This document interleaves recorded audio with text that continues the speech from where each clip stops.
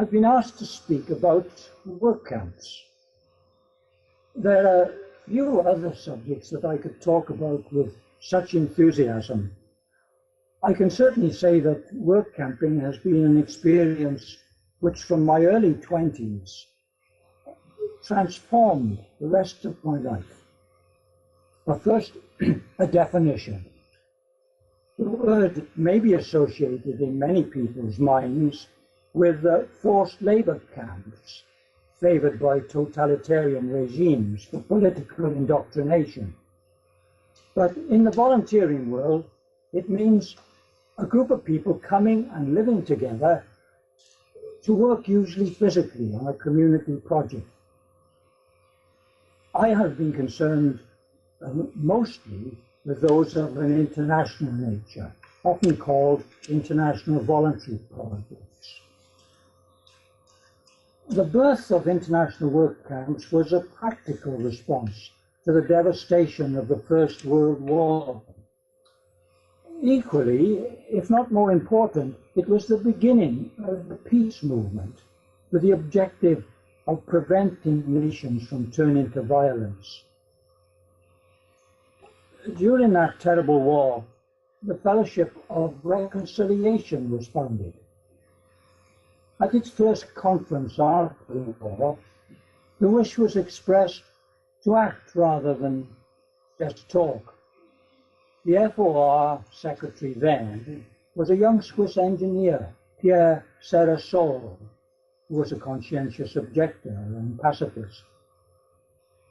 It was he who took the initiative of gathering together a group of volunteers from various countries, but in particular from France and Germany, who were the two great warring protagonists. They went to what was the biggest battlefield at Verdun, where 1 million lives had been lost. At the invitation of the villagers of Esnay, they helped to rebuild houses and roads and even laid the foundations of a new town hall. That was 1920. Similar projects followed elsewhere in Europe, including voluntary help for natural disasters.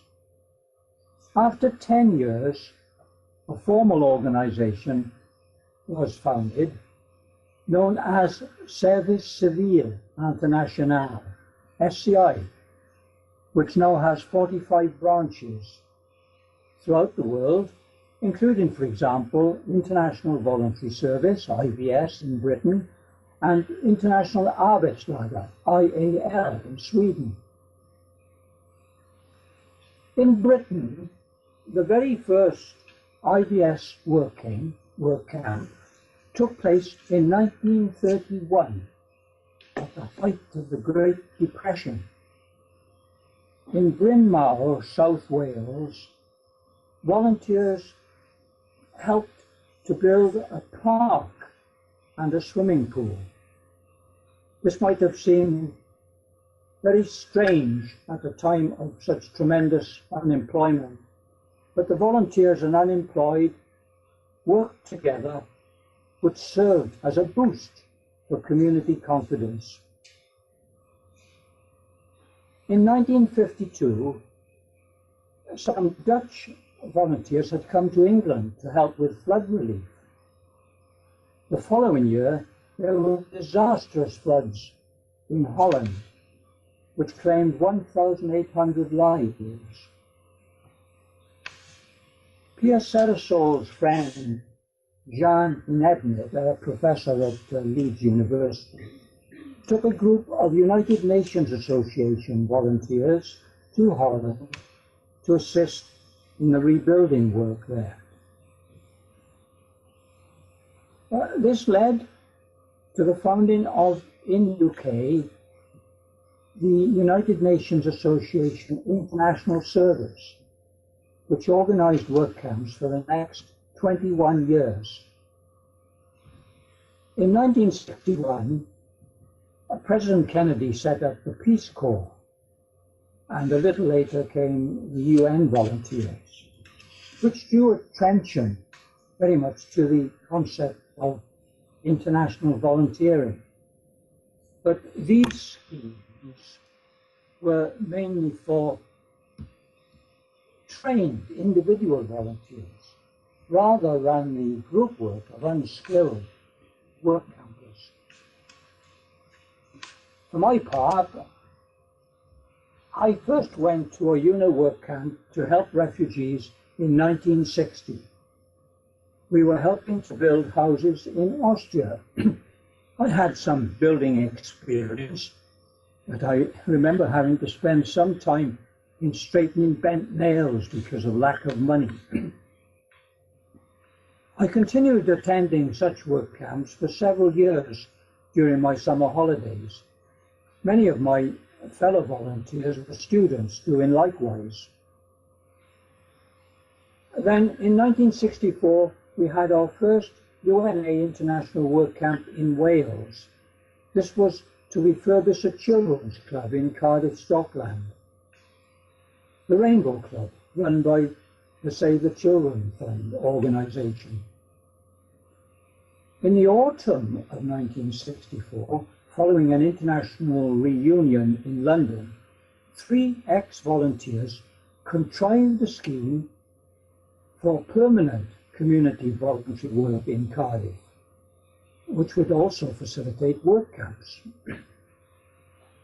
Thus, voluntary community service was born.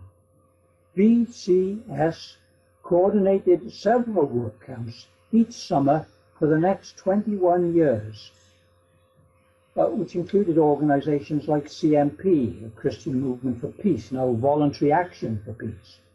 Others were IBS and TOC-H and UNA. At the end of the period, a certificate of recognition of outstanding community work was awarded to VCS by the Voluntary Service Committee of UNICEF. From 1973 onwards, the UNA International Work Camp Organisation was based in Wales, since the London-based office wanted to concentrate on individual volunteer service, mainly in Africa. This Welsh organisation became known as UNA Exchange, and from a very few projects in South Wales in the 1970s, there are now annually over 300 UK volunteers being placed in 25 or more countries, with an exchange of about the same number coming to Wales. We had our own peer Sarasol in Wales.